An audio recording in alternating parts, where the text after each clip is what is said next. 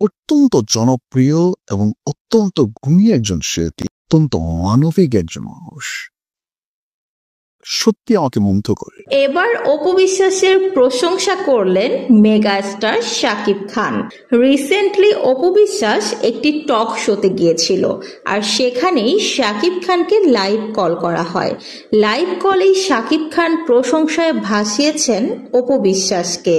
সেই লাইভ কলে শাকিব খান অপু বিশ্বাসের প্রশংসা করে বলেন, অপু বিশ্বাস অত্যন্ত ভালো মনের একজন মানুষ এবং খুবই গুণী একটি শিল্পী।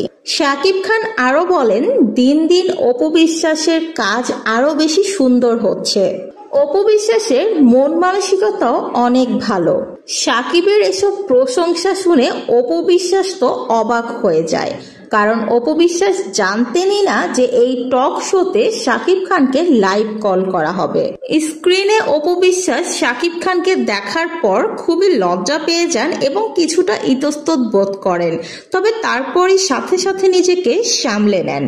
তবে শাকিব খান যে অপু বিশ্বাসকে এত বেশি প্রশংসা করবেন বা অপু বিশ্বাসের জন্য শুভকামনা করবেন, সেটা হয়তো অপু বিশ্বাস নিজেও ভাবতে পারেননি।